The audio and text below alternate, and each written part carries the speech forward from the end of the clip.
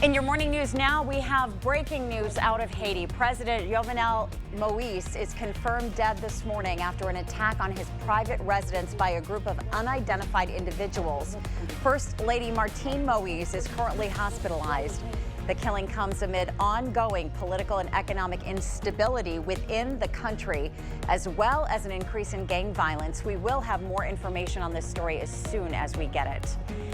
As rescuers continue to dig through rubble in Surfside, Florida, the death toll now stands at 36 after 8 more victims were pulled from the site. Only 29 of those recovered have been identified, and the number of potentially unaccounted people now sits at 109. Officials overseeing the rescue say there are no signs of life under the rubble.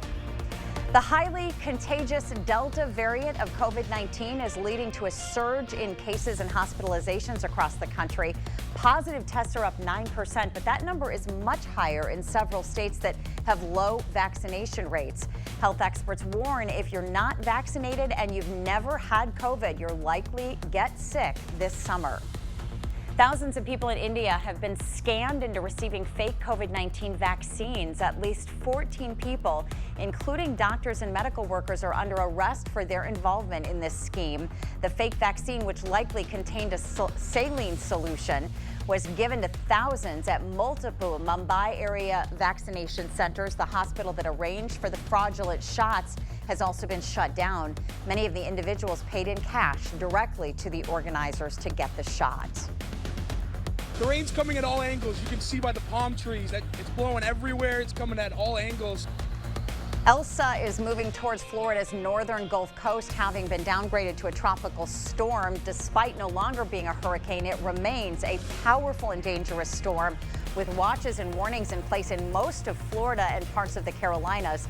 The outer bands of the storm hit the Florida Keys yesterday, bringing powerful winds and heavy rain. The National Weather Service says Elsa's wind speeds will drop shortly after it makes landfall, but it will remain a tropical storm likely for several days. And while no tropical weather here in western Wisconsin, we're still keeping our eyes on some light rain showers thanks to a low pressure system that continues to march across our area. Out to lunch, cloudy skies, and it looks like the evening commute. Green lights there in store, but looking a little bit on the cloudy side as well. Current temperatures outside mainly in the 60s and 70s. Probably not the best day to walk the dog, but we got cloudy skies though in the afternoon and evening. Happening today, the school district of La Crosse is asking community members to weigh in on whether La Crosse should have one high school instead of 2. That's one option of the district's long-range facility plan as declining enrollment and aging buildings create issues. The meeting to weigh in on those issues starts at 6 at Longfellow Middle School. University of Wisconsin system leaders are set to approve a budget that freezes tuition for in-state undergraduates. A freeze has been in place since 2013, but it would be lifted under the new state budget passed by lawmakers. Governor Tony Evers has until Friday to approve that budget. Tomorrow, UW regents are scheduled to vote on the budget for the 2021-22 academic year, a plan that keeps resident undergraduate tuition flat. Under the Regents' budget plans, costs for a typical resident undergraduate living on campus would grow only 1%.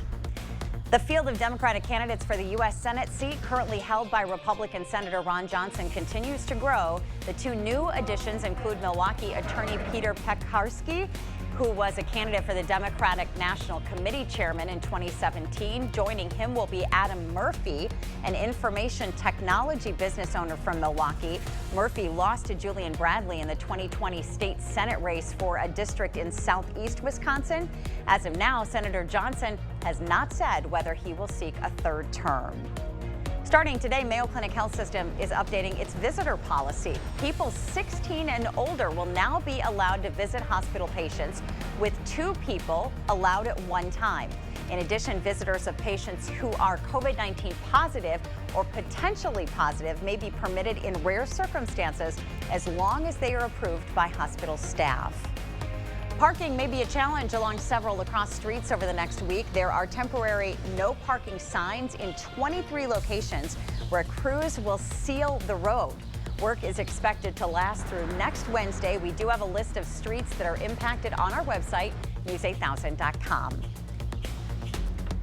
And here's a look at your DriveCast one more time. If you're heading out the door, watch out for some of those light showers. We got yellow lights there this morning, but green lights in the forecast this afternoon. Also on your way back from work this evening. On your way home, cloudy skies. The rain here should finally be gone.